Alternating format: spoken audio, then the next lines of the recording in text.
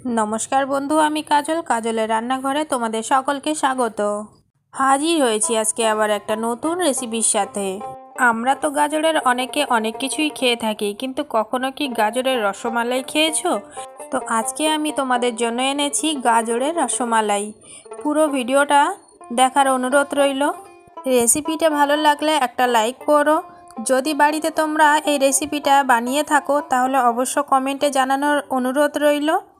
एरकम नतून नतून रान्नार भिडियो देखार जोन्नो आमार चैनलटा सबस्क्राइब करे अल बटनटा टिपे देवार अनुरोध रइल। चलो देखाई आजके एबार रान्ना। गाजरेर रसमालाई बानानोर जोन्नो आमी नियेछि 300 ग्राम गाजर। भालो करे धुए छिलकाटा छाड़िए आमी सुंदर करे ग्रेटार दिए ग्रेट करे नियेछि। तारपरे मिक्सारे आमी एटाके एकटू दूध दिए प्राय 1 काप मतो माने 100 ग्राम मतो आमी दूध दिए एटाके पेस्ट करे नियेछि। और मिक्सारेर जारटा जेटाते आमी पेस्ट करेछि सेटा एकटू धुए नेওয়ার জন্য आमी दूध व्यवहार करेछि। तो देखते पाচ্ছো एखाने सुंदर एकटा पेस्ट तैरी हये गेছে। चलो एबार आमी देखाई एरपरे स्टेप। कड़ा गरम हये गेছে। तो आमी सेई दूध और गाजरटा दिए जे पेस्ट आमी करेছিলাম সেই पेस्ट आमी गरम कड़ाते दिए आमी नेड़े छेड़े नेब। भालो करे एकटू सिद्ध करे नेब। एटाके किन्तु अनबरत नाड़ते हबे जेन नीचे धरे ना जाए पुड़े ना जाए। तो एभाবে अनबरत नेड़े छेड़े आमी गाजरटाके सेদ্ধ करे निচ্ছি।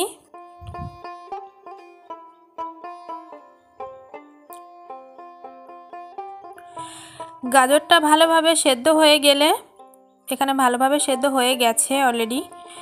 তো এর মধ্যে আমি দিয়ে দেব 300 গ্রাম গাজরের মধ্যে দেব আমি 50 গ্রামের থেকে একটু বেশি সুজি। সুজিটা কিন্তু আমি ভেজে নেইনি, এটাকে আমি কাঁচা সুজি ব্যবহার করছি। আর কাপটা এই কারণে দেখাচ্ছি, এই কাপটার মধ্যে ভর্তি ভর্তি করে যদি আমি নেই তাহলে 100 গ্রাম সুজি এখানে ধরবে। তো আমি 100 গ্রামের থেকে একটু কম সুজি নিয়েছি, মানে 50 গ্রামের থেকে একটু বেশি নিয়েছি। তো কাঁচা সুজিটা আমি এর মধ্যে দিয়ে আবারও ভালো করে নেড়ে ছেড়ে একটা ডোর মতো তৈরি করব। এই ডোটার মধ্যে আমি কোনো রকম চিনি ব্যবহার করছি না। তোমরা চাইলে এর মধ্যে চিনি ব্যবহার করতে পারো, অবশ্যই চিনি ব্যবহার করো, কারণ আমি এখানে খুব হালকা মিষ্টি বানাবো, এই কারণে আমি সব জায়গাতে চিনি ব্যবহার করছি না। তো এখানে যখন তোমরা চিনি দেবে এর মধ্যে তোমরা 50 গ্রামের মতো চিনি ব্যবহার করতে পারো। আমি এখানে কোনো পর্যায়ে চিনি ব্যবহার করছি না। তো আমি নেড়ে ছেড়ে সুন্দর করে একটা ডো তৈরি করে নিচ্ছি। এই ডোটার মধ্যে দিয়ে দিচ্ছি আমি 1 চা চামচ ভর্তি করে ঘি। ঘিটা অবশ্যই এখানে দিতে হবে, তাহলে মিষ্টিটার গন্ধ ও স্বাদ দুটোই ভালো হবে। ঘিটা দিয়ে আমি এবার আবারও ভালোভাবে আমি নেড়ে ছেড়ে ঘিটাকে মিশিয়ে নিচ্ছি। তাতে করে সুজিটাও কিছু ফুলে যাবে আর ডোটা আরও ভালো করে এখানে তৈরি হবে। তো আবারও কিছুক্ষণ ধরে আমি এটাকে ভালো করে নেড়ে ছেড়ে ঘিটাকে মিশিয়ে নিচ্ছি। এই পর্যায়ে আমি দিয়ে দিচ্ছি এলাচ গুঁড়ো। এখানে সামান্য পরিমাণে এলাচ গুঁড়ো দিচ্ছি। মিষ্টির মধ্যে এলাচ গুঁড়ো থাকলে সেন্ট খুব সুন্দর আসে, গন্ধটা খুবই সুন্দর আসে। তো সেই কারণে আমি এলাচ গুঁড়ো দিচ্ছি। এলাচ গুঁড়োটাও দেওয়ার চেষ্টা করবে অবশ্যই। দিয়ে আবারও কিছুক্ষণ নেড়ে ছেড়ে নিচ্ছি। এই পর্যায়ে আমি গ্যাসটা বন্ধ করে দেব। দিয়ে ভালো করে আমি নেড়ে ছেড়ে ডোটাকে এবার নামিয়ে নেব। ডোটা পুরোটাই কমপ্লিট হয়ে গেছে। তো আমি এবার এখানে নামিয়ে নেব।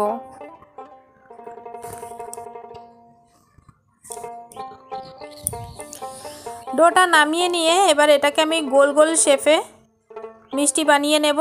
তো তার জন্য হাতের মধ্যে সামান্য একটু ঘি নিয়ে নিয়েছি। নিয়ে এইভাবে অল্প অল্প করে নিয়ে গাজরের ডোটা নিয়ে আমি গোল গোল করে মিষ্টি বানিয়ে নিয়েছি। এখানে কড়ার মধ্যে হাফের থেকেও কম জল দিয়েছি। জলটা অবশ্য গরম করে নিয়েছি। জলটা বেশ গরম হয়ে যাওয়ার পরে আমি একটা ফুটো ফুটো থালা দিয়ে দিয়েছি। থালা থেকে অনেকটাই নিচে জল থাকতে হবে, না হলে কিন্তু মিষ্টিগুলোর মধ্যে জল লেগে গেলে ভালো হবে না। তো জলটা গরম হয়ে যাবার পরে আমি একটা ফুটো ফুটো থালা দিয়েছি, সেই থালাটার উপরে একটা সাদা সুতির কাপড় দিয়েছি, দিয়ে মিষ্টিগুলোকে আমি সুন্দর করে সাজিয়ে 10 মিনিটের মতো আমি এটাকে ভাপ দিয়ে নেব। তো দেখছো আমি সুন্দর করে এখানে সবগুলো মিষ্টি সাজিয়ে নিয়েছি। এরপরে একটা চাপা দিয়ে আমি ঠিক 10 মিনিটের মতো এটাকে ভাপিয়ে নিচ্ছি এবং গ্যাসের ফ্লেমটা মিডিয়াম টু লো রাখতে হবে।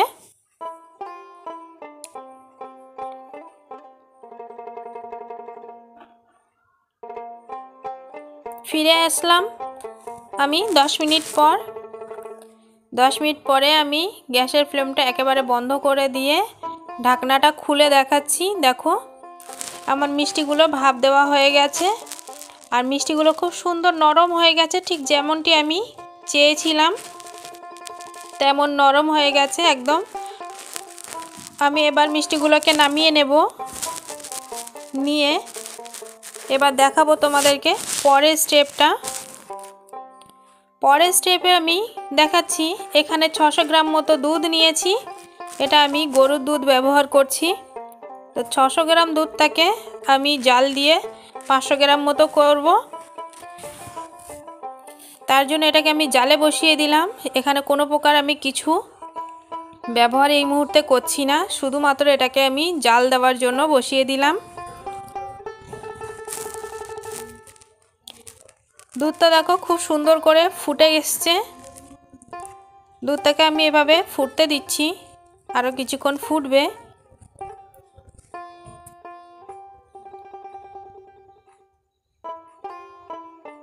এভাবে অনবরত আমাকে নেড়ে ছেড়ে ফুটাতে হবে, না হলে নিচটা লেগে যেতে পারে। ততক্ষণে তোমাদেরকে আমি ওই রসগোল্লার মতো মিষ্টিগুলো দেখাচ্ছি। এইবার এই মিষ্টিগুলো দেখো একদম পঞ্চের মতো হয়ে গেছে, খুব সুন্দর নরম এবং পঞ্চের মতো হয়ে গেছে, দেখতেই পাচ্ছ।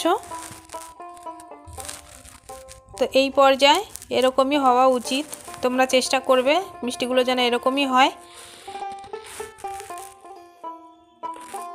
দেখো খুব সুন্দর পঞ্চের মতো নরম নরম হয়েছে।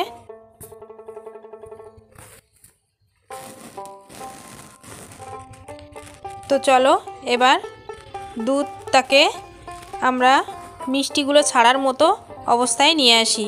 তো দুধটা দেখো জাল দিয়ে একদম 100 গ্রামের মতো কমে গেছে। তো এই পর্যায়ে আমার কাছে গুঁড়ো দুধ ছিল না বলে আমি ব্যবহার করতে পারিনি। তোমরা অবশ্যই এর মধ্যে 3 থেকে 4 চামচ গুঁড়ো পাউডার দুধ ব্যবহার করবে, তাতে করে থিকনেসটা খুব সুন্দর আসবে। আমার কাছে নেই, আমি তাই ব্যবহার করলাম না। আর এখানে মিষ্টি আমি দিয়েছি 100 গ্রাম মতো। তোমাদের যার যেরকম মিষ্টি পছন্দ সে সেরকমভাবে মিষ্টিটা দেবে। তো এখানে আমি 100 গ্রাম মিষ্টি চিনিটা ব্যবহার করলাম, করে চিনিটা দিয়ে আমি অনবরত কিছুক্ষণ নাড়াচাড়া দিলাম। ভালো করে মিষ্টিটা গলে যাবার পরে আমি গাজরের মিষ্টিগুলোকে সুন্দর করে এর মধ্যে একে একে ছেড়ে দিচ্ছি। মিষ্টিগুলোকে একে একে সব ছেড়ে দেওয়ার পরে এটাকে আমি আরও 10 মিনিট মতো ফুটাবো। মিডিয়াম টু লো ফ্লেমে রেখে আমি মিষ্টিগুলোকে দুধের সাথে আরও 10 মিনিট মতো ফুটাবো।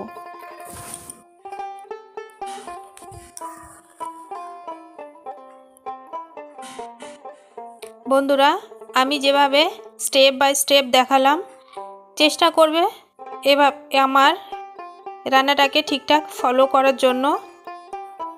চেষ্টা করবে স্টেপ বাই স্টেপ এভাবে ধীরে সুস্থে করার, তাহলে কোনো প্রকারের অসুবিধা হবে না। একদম সুন্দর নরম তুলতুলে মিষ্টি তোমাদের হবে। তো দেখতে পাচ্ছ আমি 10 মিনিটের মতো এটাকে ফুটাচ্ছি। আর শেষ পর্যায়ে এসে আমি সামান্য একটু এলাচ গুঁড়ো দুধের মধ্যে দিয়ে দিলাম, তাতে করে স্বাদ ও গন্ধ খুব সুন্দর হবে। এই পর্যায়ে আমি গ্যাসটাকে একদম বন্ধ করে দিলাম, দিয়ে আমি এটাকে আরও 10 থেকে 15 মিনিটের মতো রেস্টে রেখে দিচ্ছি।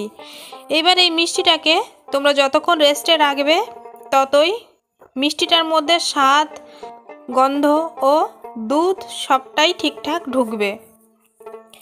তো আমার মিষ্টি কমপ্লিট হয়ে গেল। এই মিষ্টিটা দেখতে যতটাই লোভনীয় হয়েছে, খেতেও ঠিক ততটাই দুর্দান্ত হয়েছে। তোমাদেরকে অনুরোধ করব মিষ্টিটা একবার বাড়িতে নিজেরা বানানো। যদি তোমাদের বানিয়ে এটা ভালো লাগে খেতে, আমাকে অবশ্যই কমেন্টে জানাবে। আর আমার পুরো ভিডিওটা দেখে যদি তোমাদের ভালো লাগে, একটা লাইক, কমেন্ট ও সাবস্ক্রাইব করার অনুরোধ রইল। এরকম নিত্য নতুন ভিডিও পাবার জন্য আমার চ্যানেলটা সাবস্ক্রাইব করে অল বাটনটা টিপে দিও। যখনই কোনো নতুন ভিডিও ছাড়বো সবার আগে তোমাদের কাছে নোটিফিকেশান পৌঁছে যাবে। তো বন্ধুরা, আমি একেবারেই তোমাদের ইউটিউবের নতুন বন্ধু, আমাকে সাপোর্ট করার অনুরোধ করছি। আমার ভিডিওটা সাবস্ক্রাইব করে দিও, আমাকে সাপোর্ট করো। তোমাদের সাপোর্ট ছাড়া আমি আগে এগোতে পারবো না। পুরো ভিডিওটা দেখার জন্য অসংখ্য ধন্যবাদ। পরে দেখা হবে আবার কোনো নতুন রান্নার সাথে। ততক্ষণে ভালো থেকো সবাই, সুস্থ থেকো সবাই। আজকের মতো এখানেই শেষ করলাম। টাটা, ধন্যবাদ।